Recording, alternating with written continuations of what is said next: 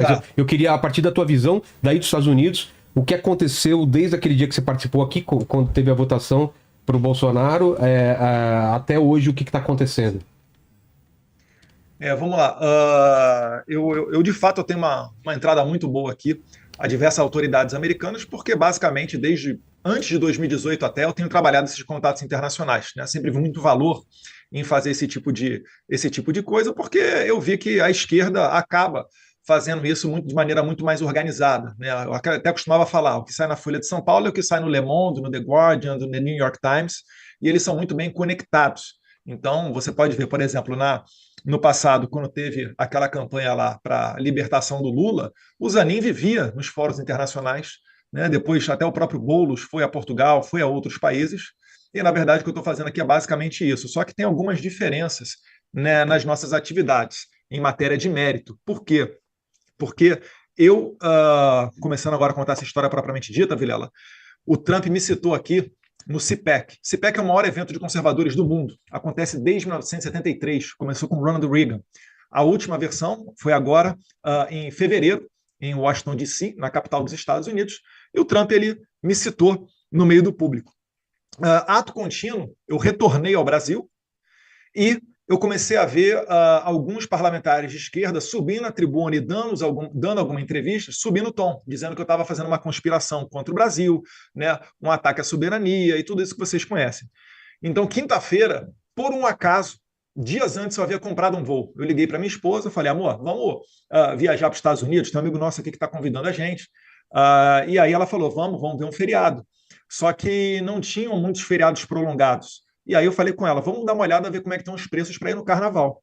E os preços estavam bons. Decidimos ir no Carnaval, que é um feriado que o Congresso fica uma semana, basicamente, de recesso.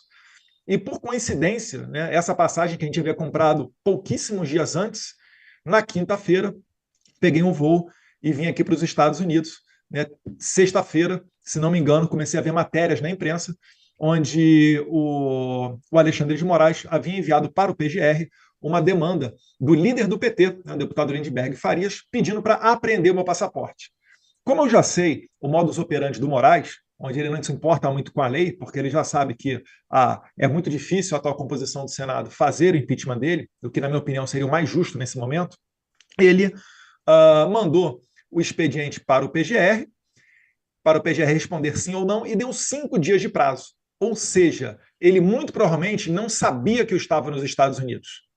E uma vez aqui, eu esperei o PGR dizer se iria ou não apreender o meu passaporte. Isso seria para esculachar, né, porque o meu partido já estava me indicando para ser o presidente da Comissão de Relações Exteriores e Defesa Nacional, que, por exemplo, analisará, dentre outros projetos, cerca de 37 acordos que o Lula assinou com Xi Jinping. Algo muito interessante para o atual governo. Então, fiquei aqui, esperei os 5 dias, 6, 7, 8, 9, veio uma entrevista do PGR, ele falou que ele não julgava o meu caso porque não era relevante, e depois de 18 dias sem resposta, eu anunciei que não retornaria ao Brasil. 2 horas após o meu anúncio, o Procurador-Geral da República, né, Gonê, então, declarou que a minha atividade aqui não era ilícita. No mesmo dia, Alexandre de Moraes arquivou o processo. Eles não queriam, Vilela, me dar o rótulo de perseguido. E poderiam falar, né? Eduardo não responde nada ao Brasil, ele não volta porque ele não quer, etc. Deu a chance para emplacar essa narrativa. No entanto, e aí já encaminhando para o final, ocorreu aqui uma oitiva do secretário de Estado Marco Rubio, que é o equivalente ao nosso chanceler, é o 01 da parte internacional do presidente Donald Trump. Uma oitiva dele, uma audiência pública no Congresso, em que ele respondeu ao deputado Corey Mills, o qual eu havia encontrado uma semana antes. Ele respondeu que sim, que muito provavelmente o Alexandre de Moraes seria sancionado pelos Estados Unidos. E aí mudou da água para o vinho. O que 2 meses antes não era motivo de uma investigação, agora eles desarquivaram o processo e voltaram a vir atrás de mim, ameaçando com mais de 12 anos de cadeia.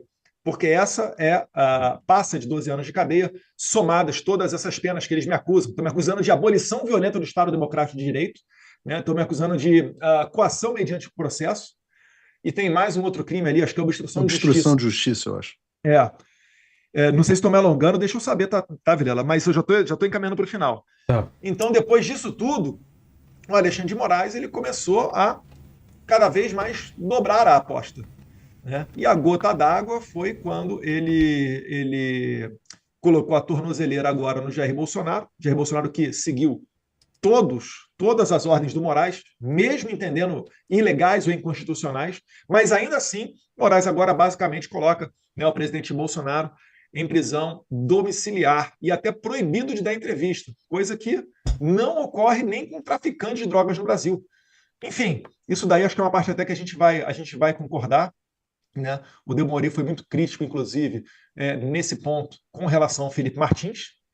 E nós estamos aqui nesse momento de hoje, onde o Trump, né, colocou tarifas no Brasil. As tarifas do Brasil são as maiores do mundo, né, dessa última leva, justamente porque o Trump tem dito que existe um problema institucional. E a minha crítica é para com aqueles que acham que vão resolver essa situação apenas olhando com foco na parte comercial.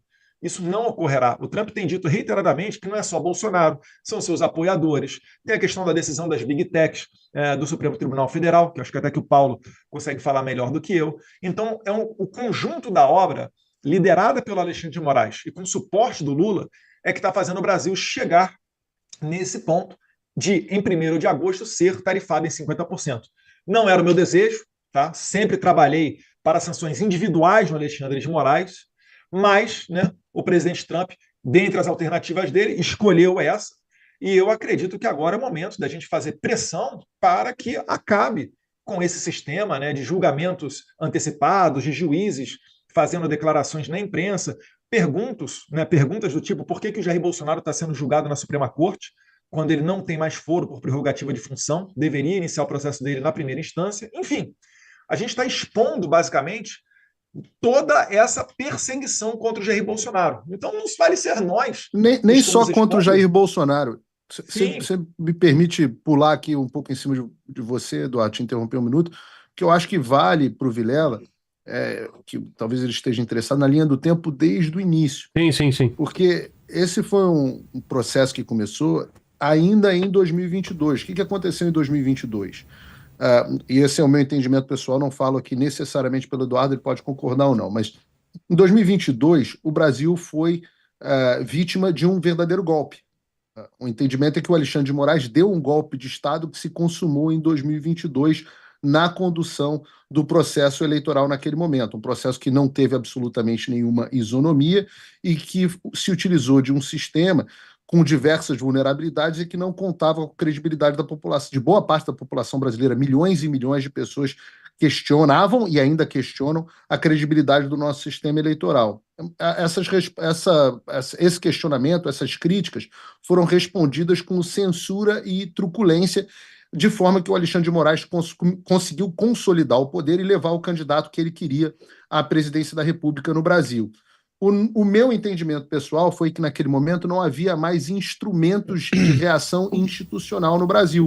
O presidente Bolsonaro analisou uma série de instrumentos de resposta que estavam contidos dentro da Constituição, isso que as pessoas hoje estão chamando de golpe. O presidente sempre fez questão de ficar dentro das 4 linhas, eu também sempre fiquei dentro das 4 linhas. Eu percebi que o lugar onde nós poderíamos ter algum apoio institucional diplomático seriam os Estados Unidos. O que estava acontecendo nos Estados Unidos naquele momento?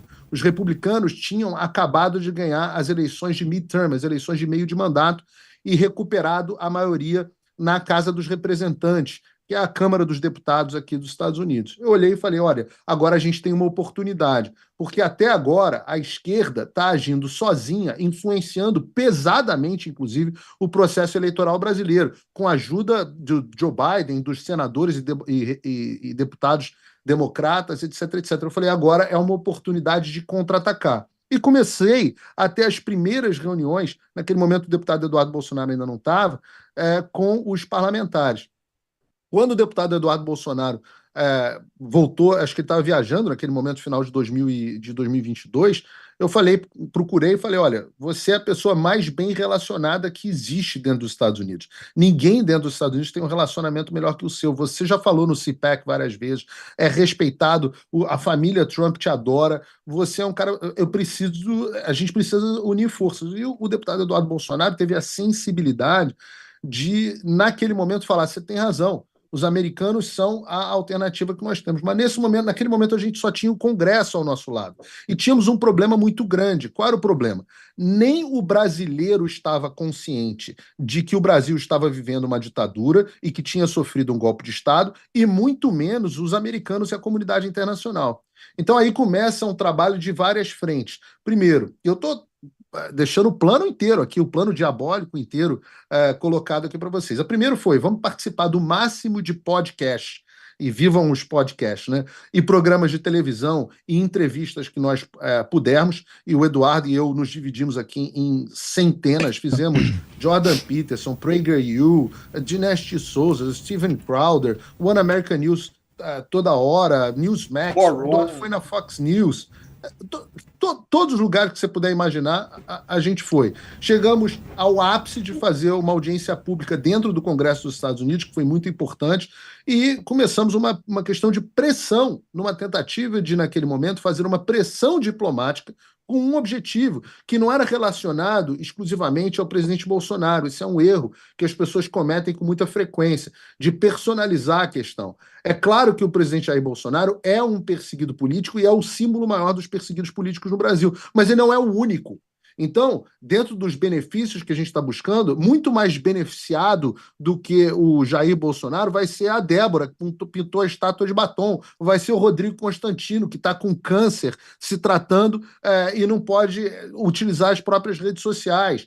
Vai ser o Alan dos Santos, vão ser as senhoras que o Alexandre mandou para o regime fechado de novo na semana passada. Vão ser todos os brasileiros que hoje estão calados porque tem medo de se manifestar. Uma pesquisa inacreditável mostrou no ano passado que 61% dos brasileiros têm medo de expressar suas opiniões nas redes sociais. Então, todas essas pessoas seriam beneficiadas. Bom, chegou o momento da vitória do Donald Trump. Donald Trump venceu as eleições. Então, todos os caminhos que